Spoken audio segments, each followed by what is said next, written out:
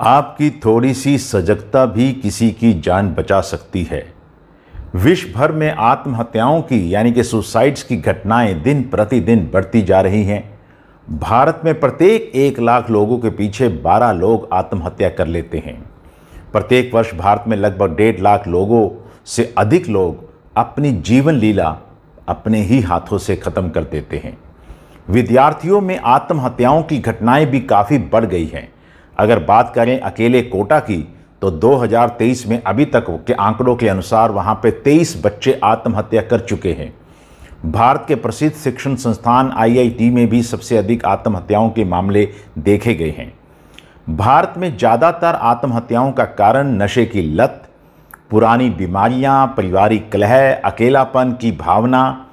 आर्थिक नुकसान, मानसिक बीमारियां, दुर्व्यवहार और कामकाज की जगह पर कुछ पेशेवर मुद्दे कार्य करते हैं।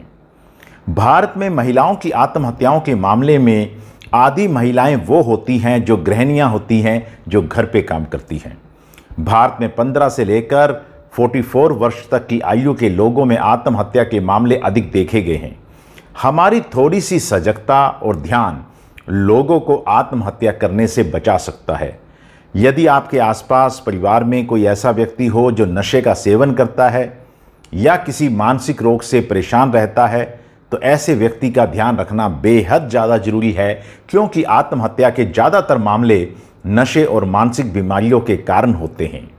यदि कोई व्यक्ति अचानक गुमसुम रहना शुरू कर दे और लोगों से बात करनी बंद कर दे, सामाजिक रूप से अपने आप को विड्रॉ करने लग जाए, तो उस पर भी विशेष रूप से आपको ध्यान रखने की ज़रूरत है, क्योंकि हो सकता है कि वो व्यक्ति उदासी या डिप्रेशन की गर्त में धीरे धीरे डूबता जा रहा हो और उसे किसी मनोविज्ञान की या डॉक्टरी सहायता की आवश्यकता हो। यदि परिवार में या आपके आसपास कोई ऐसा व्यक्ति है जो आर पार की सोच रखता है, मरने मारने की सोच रखता है, ऐसे व्यक्ति का ध्यान रखना भी बेहद आवश्यक है, क्योंकि वह कभी भी अपने आप के लिए या किसी और के लिए नुकसानदायक हो सकता है। यदि नशे का सेवन करने वाला व्यक्ति अचानक ही नशे की मात्रा बढ़ा दे या कोई आम व्यक्ति अचानक ही आक्रामकता में आना शुरू कर दे या कोई व्यक्ति अचानक ही अपने परिवार, अपने दोस्तों, अपने रिश्तेदारों से मिलना छोड़ दे, उनसे बातचीत करना छोड़ दे और उसके व्यवहार में अचानक ही कोई भावात्मक जोरदार बदलाव आने लग जाए, तो आपको तुरंत सावधान हो जाना चाहिए। आत्महत्या के बचाव के उपाय में यह ध्यान भी रखने की आवश्यकता है कि यदि कोई सोशल मीडिया पर अपने अकाउंट बंद करने लगे या लोगों को गुड बाय बोलने लगे और अपने व्यक्तिगत सामान लोगों को बांटने लगे, तो यह भी एक खतरे का सिग्नल हो सकता है।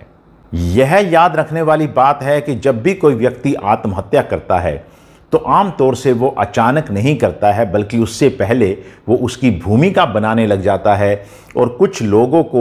लोग तो बातों ही बातों में इसका इशारा भी करने लग जाते हैं। जिन लोगों को दुनियादारी अर्थात लाइफ स्किल्स कम आती है, उन लोगों में भी आत्महत्या का खतरा अधिक रहता है, क्योंकि वह जिंदगी की समस्याओं का बहादुरी से सामना करना नहीं जानते हैं। स्कूल में प्रशासकों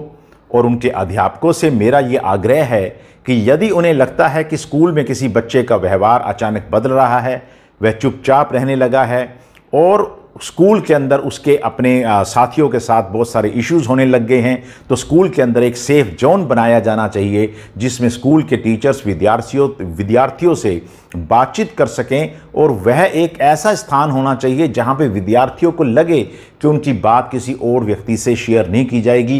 केवल ये बात 1-to-1 टीचर के साथ ही है।